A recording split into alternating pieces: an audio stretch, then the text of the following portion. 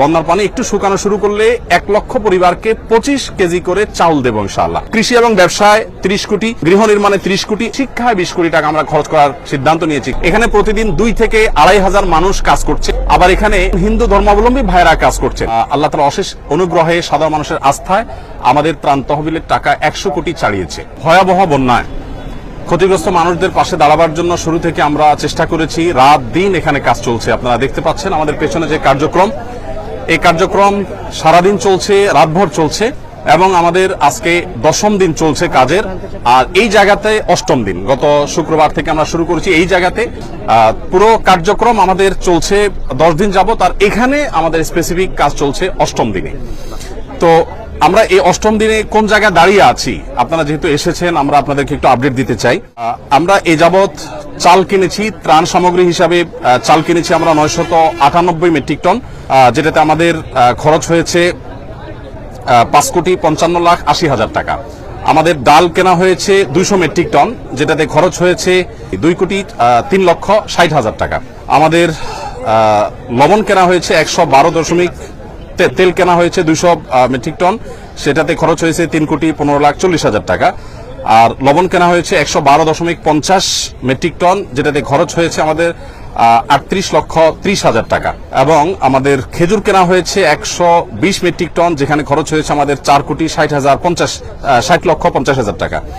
আর sugar অর্থাৎ চিনি কেনা হয়েছে 20 টন, সেখানে খরচ হয়েছে আমাদের 23,91,200 টাকা। চিড়া কেনা হয়েছে 40 টন, সেখানে খরচ হয়েছে আমাদের 22,51,000 টাকা। এবং পানি কেনা হয়েছে 100 টন, যেখানে খরচ হয়েছে আমাদের 9 লক্ষ টাকা।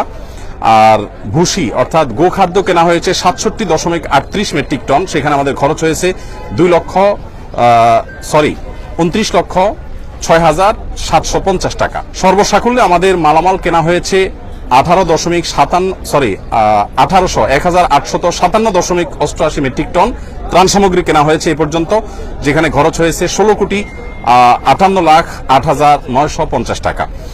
আর আমরা পানি একটু শুকিয়ে গেলে, বন্যার পানি একটু শুকানো শুরু করলে 1 লক্ষ পরিবারকে 25 কেজি করে চাউল দেব ইনশাআল্লাহ। কারণ আমরা জানি যে বন্যার পানি শুকিয়ে গেলেই কিন্তু মানুষের কষ্ট শেষ হওয়া নয়, বরং অনেক কষ্ট তখন শুরু হয় নতুন করে। বিশেষ করে যারা ছোট ছোট ব্যবসার উপরে ডিপেন্ডেন্ট ছিল, সেগুলো শেষ হয়ে গেছে, তারা নতুন করে দাঁড়াতে আরো সময় লাগবে। তারা যেন দাঁড়াতে পারে এবং 15 দিন 20 দিন যাতে অ্যাটলিস্ট তারা আরো চলতে পারে, সেজন্য আমরা 1 লক্ষ পরিবারকে 25 কেজির করে চাউলের বস্তা দেব। এখানে আমাদের লাগবে হলো 2500 টন। এর অর্ডার আমরা ইতিমধ্যে দিয়ে ফেলেছি, অর্থাৎ পারচেসিং হয়ে গেছে।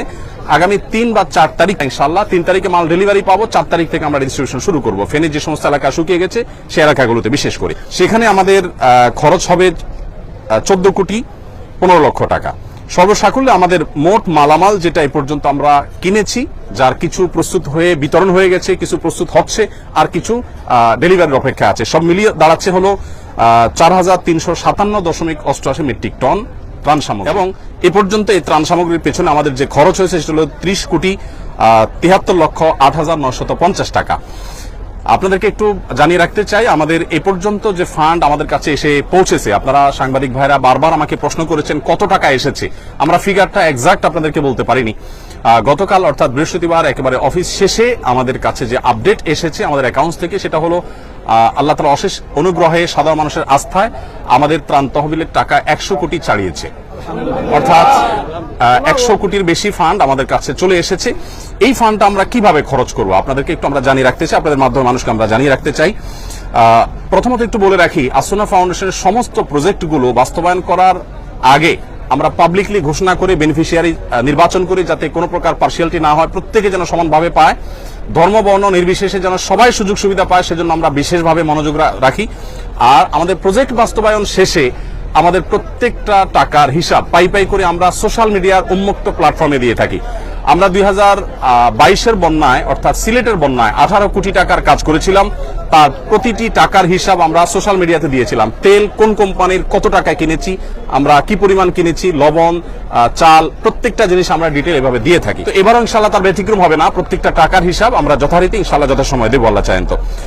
হ্যাঁ, এক্সাক্ট হিসাব দেওয়া হবে। আচ্ছা, হ্যাঁ, এটা এখানে তো আপনার আমরা মৌলিক হিসাবটা দিয়েছি, এটার ডিটেইল একটু একটু করে প্রতি লিটারের দাম কত পড়েছে সেগুলো ইনশাআল্লাহ ডিটেইল আমরা একেবারে চার্ট আকারে সোশ্যাল মিডিয়াতে আমাদের ভেরিফাইড ফেসবুক পেজ আমরা দিয়ে দিব।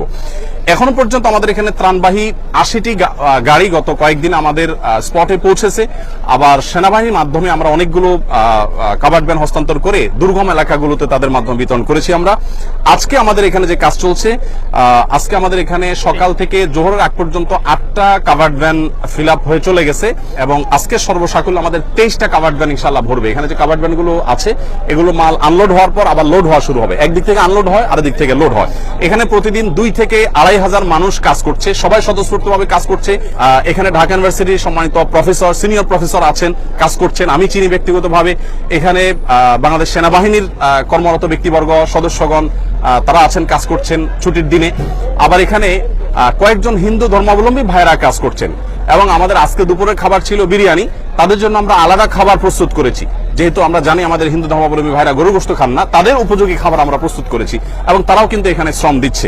আমাদের একজন অটো রিক্সা চালকের সন্ধান আজকে আমরা জানতে পেলাম যে তারা থেকে আমাদের ইউনাইটেড ইউনিভার্সিটি ওই জায়গা থেকে এখানে কেউ ত্রাণের কাজে আসছে বললেই তাদেরকে ফ্রি তিনি আনা নেওয়া করছেন। তিনি আমাদেরকে বলেনও নাই, প্রকাশও করতে চান না, কিন্তু সামহাও আমরা জেনে গেছি। তো স্বতঃস্ফূর্ততা কতভাবে হতে পারে, কত ধরনের হতে পারে, সেটা আসলে আমরা আপনাদেরকে মানে বলে বোঝাতে পারবো না যে মানুষ কতভাবে স্বতঃস্ফূর্তভাবে কাজ করতে পারে এখানে, সেটা এখানে চলছে। তো আমরা একটু আপনাদেরকে জানিয়ে রাখতে চাই যে যত টাকা আমাদের কাছে এসছে এবং এক্সপেক্টেড আরো যে টাকা আসবে, আমরা কিছুদিনের মধ্যে ইনশাআল্লাহ আমাদের ফান্ড ক্লোজ করব, অর্থাৎ এই তহবিলে আর আমরা ডোনেশন সংগ্রহ করব না। আমাদের প্রত্যেকটা প্রজেক্ট বাস্তবায়নের ক্ষেত্রে আমরা এই নীতিমালা ফলো করি। একটা নির্দিষ্ট সময়ের পর আমরা বলে দেই এই প্রজেক্টে আর কোনো টাকা দেওয়া যাবে না, আমরা অফ করে দেই, কারণ আমাদের একটা প্ল্যান থাকে, প্ল্যান অনুযায়ী আমরা সাধারণত কাজ করে থাকি। তো এবারে আমরা যেটা আশা করছি, যেটা করব সেটা হলো খাদ্যে ইতিমধ্যে আমরা 30 কোটি 73 লাখ টাকা খরচ করেছি, যেটার মধ্যে 2500 মেট্রিক টন চাল আমরা 4 তারিখ থেকে বিতরণ শুরু করব। আর এর বাইরে কৃষি এবং ব্যবসা যে ক্ষতি হয়েছে আমাদের, কৃষকদেরকে তাদের পুনরায় কৃষি কাজ শুরু যেন করতে পারে, সেজন্য আমরা তাদেরকে অর্থ সহায়তা দিব। আমরা আসন্না ফাউন্ডেশন থেকে ক্ষুদ্র ঋণ, সেটা আপনার সুদমুক্ত হোক আর সুদযুক্ত হোক, কোনোভাবে আমরা সুদ ঋণ দেই না, বরং আমরা সম্পূর্ণ ডোনেশন দিয়ে তাদেরকে দাঁড়াবার জন্য আমরা সহায়তা করি।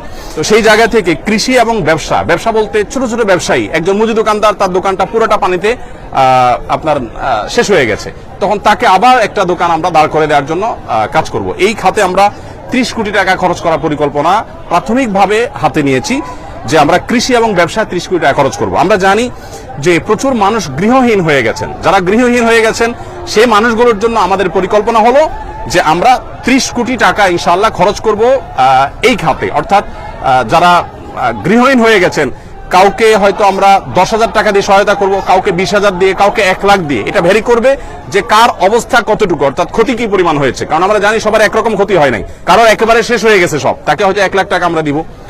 1 লাখ টাকা বলতে 1 লাখ টাকা আমরা একসাথে দিয়ে দিব না, তাকে একটা নির্দিষ্ট সার্টেন অ্যামাউন্ট দিয়ে বলবো এই পর্যন্ত আপনি কাজ নিয়ে আসেন, তারপর আপনি দ্বিতীয় কিস্তি পাবেন, তারপর তৃতীয় কিস্তি পাবেন, যাতে করে টাকাটা পেয়ে গরিব মানুষ নষ্ট করে না ফেলে। এবং সমস্ত টাকা আমাদের অনলাইনে আমরা দিয়ে থাকি, মোবাইল ব্যাংকিং এর মাধ্যমে। নগদ কোনো টাকা আমরা সাধারণত দেই না, কারণ এখানে ট্রান্সপারেন্সি যে জায়গাটা সেটা তখন পরিচ্ছন্ন থাকে, কারণ যাদের মাধ্যমে আমরা দেবো তারা তো ভলান্টিয়ার, তো কারোর কাছে আমি টাকা দিব সে আবার হস্তান্তর করবে, এটা আমরা করি না। আমাদের যে বেনিফিশিয়ারি, তাদের যে ডিটেল, সেই ডিটেল পাওয়ার পর আমরা সেই ডিটেল অনুযায়ী তাদের কাছে আমরা পাঠিয়ে দিব অনলাইনে মোবাইল ব্যাংকিং এর মাধ্যমে। তাহলে কৃষি এবং ব্যবসায় 30 কোটি এবং গৃহ নির্মাণে 30 কোটি এবং শিক্ষায় 20 কোটি টাকা আমরা খরচ করার সিদ্ধান্ত নিয়েছি, কারণ আপনারা জানেন শিক্ষার খাতে আমাদের প্রচুর ক্ষতি হয়েছে। বিশেষ করে আমাদের যে সমস্ত শিশুরা, অনেকের আপনার বই পুস্তক নষ্ট হয়ে গেছে, পড়ালেখা পিছিয়ে গেছে, তাদেরকে আমরা স্বেচ্ছাসেবীদের মাধ্যমে কিভাবে পিছিয়ে পড়েছে তাদেরকে উদ্ধার করার, সেজন্য আমরা কাজ করব। আরেকটা জায়গা আমরা কাজ করব, সেটা হলো যে বন্যা যাতে প্রকোপ কমিয়ে আনা যায়, সেজন্য সুদূর প্রসারী প্ল্যান কিভাবে করা যায়, আমরা অনেকগুলো পরিকল্পনা মাথায় রেখেছি, এখনো চূড়ান্ত করি নাই। সেটা নিয়ে আমরা কাজ করব যে কিভাবে বন্যায় দুর্গতি কমানো যায়। আমরা শুধু ত্রাণ দিলাম সেটাই নয়, বন্যার পানি যাতে নেমে যাওয়ার রাস্তাগুলো পরিচ্ছন্ন থাকে, খালগুলো যাতে পরিষ্কার থাকে। বিশেষ করে এটা সরকারের যারা সংশ্লিষ্ট দায়িত্ব আছেন তারা দেখবেন, নোয়াখালী, চৌমুহনী, লক্ষ্মীপুর এই এলাকাটাতে রাস্তার ধারে যে বড় খাল চলে আসছে, আপনারা জেনে থাকবেন, আমি ওই এলাকার ছেলে, আমি ছোটবেলা থেকে এই খালগুলোকে দেখেছি, এগুলো দখল হয়ে আছে, অর্থাৎ দখলদাররা দখল করে আছে এবং এগুলো নাব্যতা হারিয়ে ফেলেছে, যার কারণে এই যে বন্যার পানি এটা নেমে যাওয়ার জন্য মিনিমাম যে খাল প্রয়োজন সেটা পর্যন্ত নাই, যার কারণে দুর্দশা আজকে চরম অবস্থায় পৌঁছেছে। আমরা যদি চাই যে প্রতি বছর এরকম ত্রাণ নিয়ে আমরা দৌড়াবো না বা দৌড়াতে হবে না, এটা যদি চাই তাহলে এই খালগুলো আমাদেরকে খনন করতে হবে এবং এগুলো নাব্যতা ফিরিয়ে আনতে হবে, এগুলো দখলমুক্ত করতে হবে। এটা বাংলাদেশ সরকারের কাজ। আমাদের যদি এখানে কোনো অংশগ্রহণ করার সুযোগ থাকে, আসন্ন ফাউন্ডেশন সম্পূর্ণ প্রস্তুত যে আমাদের ভলান্টিয়ার টিম নিয়ে, আমাদের ক্ষুদ্র ফান্ড নিয়ে আমরা ঝাঁপিয়ে পড়বো, যাতে করে প্রতি বছর বন্যা হলে আমরা ত্রাণ নিয়ে যেতে না হয় এবং বন্যা যাতে খুব বেশি দীর্ঘস্থায়ী না হয়। ফেনী, নোয়াখালী, লক্ষ্মীপুর আমি নিজে গিয়েছি, অনেক এলাকা আছে যেখানে পানি ঠায় দাঁড়িয়ে আছে, নামার কোনো নামগন্ধ নেই, 1 সপ্তাহ 10 দিন 15 দিন পর্যন্ত পড়ে আছে। তো সেটা যেন না হয় সেজন্য আমরা চেষ্টা করছি।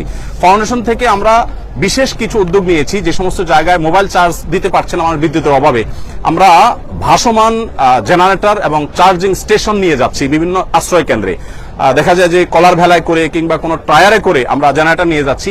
ইউনাইটেড ইউনিভার্সিটির এবং ইস্ট ইউনিভার্সিটির স্টুডেন্টরা অনেকে আমাদেরকে জেনারেটর দিয়েছে, এসিআই আমাদেরকে কিছু জেনারেটর দিয়েছে, আমরা নিজেরা কিছু জেনারেটর ভাড়া নিয়েছি। এগুলো দিয়ে আমরা আশ্রয় কেন্দ্রে একসাথে 30-40টা মোবাইল চার্জ দিতে পারছি। তারা 7 দিন 8 দিন পরিবার সাথে যোগাযোগ করতে পারছেন না, এবং সেই সাথে জেনারেটর দিয়ে আমরা অনেক বাড়িতে পানি তুলতে পারছেন না বিদ্যুৎ না থাকার কারণে। তাদের আপনার স্যানিটেশন সিস্টেম ভেঙে পড়েছে, তাদের ওয়াশরুমগুলোতে পানি নাই, তাদের খাবার পানি নাই। তো আমরা এক্ষেত্রেও ভাসমান জেনারেটর নিয়ে বাড়ি বাড়ি গিয়ে আমাদের ভলান্টিয়াররা তারা তাদের মোটর চালু করে পানি ট্যাঙ্কিতে ভরার ব্যবস্থা করছেন। এর বাইরে আমাদের এখান থেকে যে বড় কাভার্ড ভ্যানে মালগুলো যায়, সেখানে ছোট ছোট অনেকগুলো পিকআপে করে মালগুলো একটা পর্যায়ে চলে যায়, তারপর আবার অনেকগুলো ট্রলারে করে বা ছোট ছোট নৌকা করে ভাগ ভাগ হয়ে দূর দূরান্ত এলাকাগুলোতে চলে যায়। দুর্গম এলাকাতে সাধারণত ত্রাণ দেই আমরা, রাস্তার ধারে শহরে সাধারণত ত্রাণ দেই না। এবারও আমি যতবার গিয়েছি 2 ঘন্টা, 2.5 ঘন্টা, 1.5 ঘন্টা ভেতরে ঢুকে তারপর আমরা ত্রাণ বিতরণ করেছি। আমাদের কাছে যে সমস্ত ত্রাণের সামগ্রী মানুষ দিয়েছে সেগুলো কিন্তু আমি যে হিসাব দিয়েছি এর বাইরে, অর্থাৎ আমাদের যে 4300 টন আমরা ত্রাণ সামগ্রী দিচ্ছি এগুলো আমাদের পারচেসিং করা। এর বাইরে আরো বহু জিনিস আমাদের কাছে এসেছে বিভিন্ন প্রতিষ্ঠান থেকে, বনরুটি, পাউরুটি, কেক, গুঁড়ো দুধ, মুড়ি, পোশাক, মেয়েদের পোশাক, ছেলেদের পোশাক, কারণ আশ্রয় কেন্দ্রগুলোতে তাদের পোশাকের দরকার হয়, এক পোশাকে চলে আসছে। তারপরে বাচ্চাদের জন্য তাদের উপযোগী খাবার, মেয়েদের জন্য আপনার স্যানিটারি ন্যাপকিন, তারপর বিভিন্ন সাইজের পানির বোতল, জেনারেটর, রেডি প্যাকেজ, তারপরে লবণ, পানি, বিস্কিট, গুঁড়া দুধ, লুঙ্গি, চাল, সাবান, সুজি, বিস্কিট, স্যালাইন, এ জাতীয় অনেক জিনিস এসেছে যেগুলো বিভিন্ন প্রতিষ্ঠান দিয়েছে, সেগুলোর সাথে সাথে আমরা পাঠিয়ে দিয়েছি। তো এই হলো আমার কাছে আপডেট যে 100 কোটি টাকা আমাদের ক্রস করেছে ফান্ড, সেটাকে আমরা কিভাবে খরচ করবো একটা পরিকল্পনা আপনাদেরকে দিয়েছি। আর পুঙ্খানুপুঙ্খ প্রতিটি টাকার হিসেব আলাদা করে আমাদের প্রত্যেকটা প্রজেক্টে যেভাবে করি ঠিক একইভাবে আমরা প্রজেক্ট শেষে ইনশাআল্লাহ আপনাদের মাধ্যমে জানাবো। আর ডিটেইল প্ল্যান যেটা সেটা আমরা জানাবো ইনশাআল্লাহ।